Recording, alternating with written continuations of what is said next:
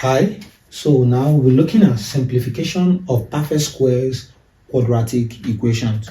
In my previous video, I explained on how we can know that a quadratic equation is a perfect square. Now in this video, I will be teaching you how we can easily simplify a quadratic equation that is a perfect square. Does it make sense?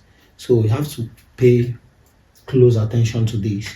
For watch out, if I have a quadratic equation that looks in this order, the first example I used in my previous video says x squared minus 4x plus 4 equal to 0.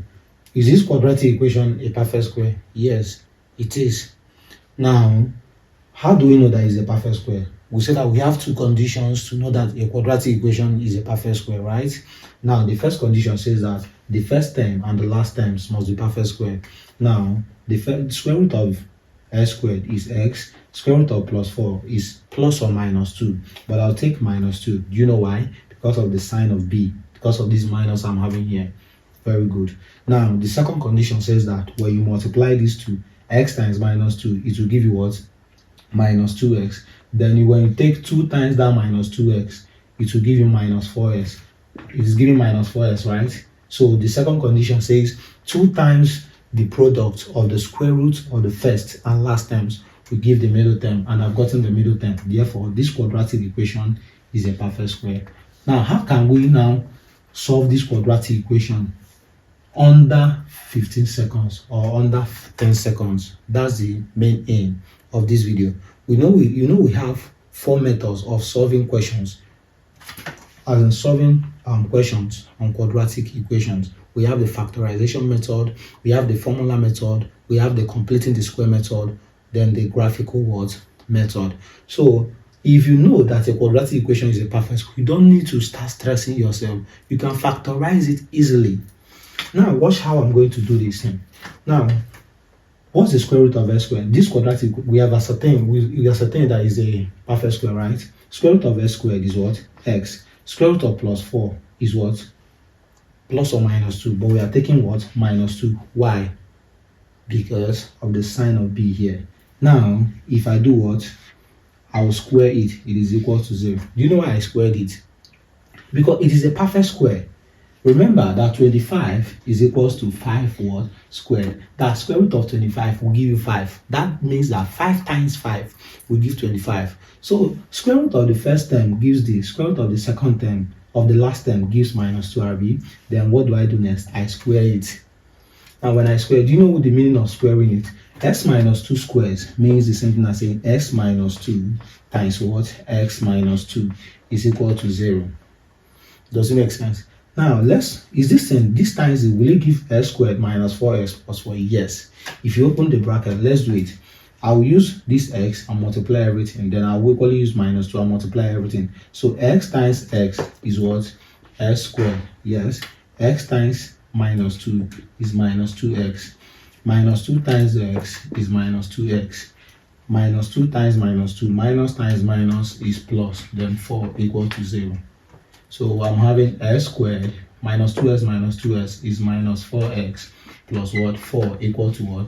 0. Now, have you seen that it has given it?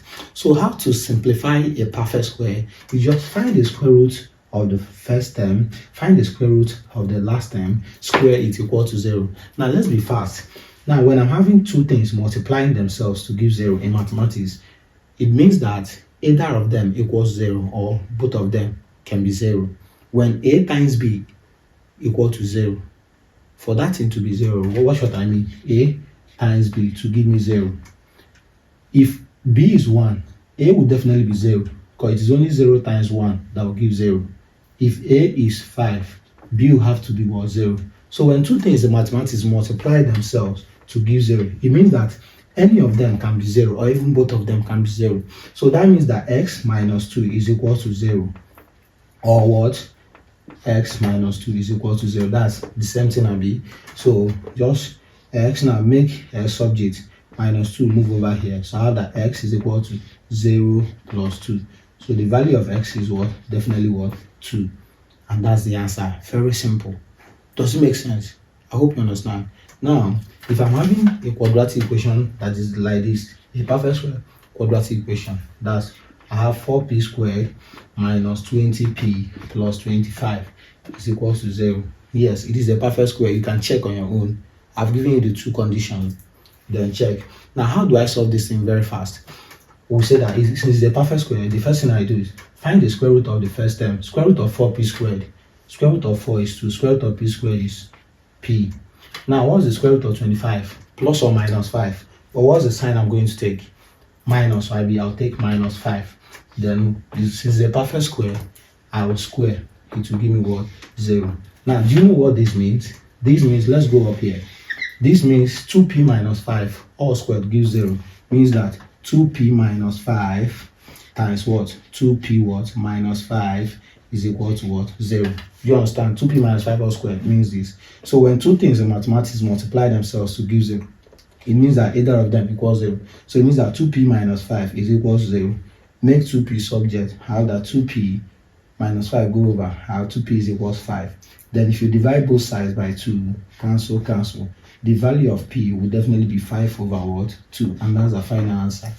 Does it make sense? So I know by now you've learned how to simplify a quadratic equation that is a what? Perfect square. Does it make sense? Have a nice day. Like, comment, share, and follow Courses Academy. Bye-bye.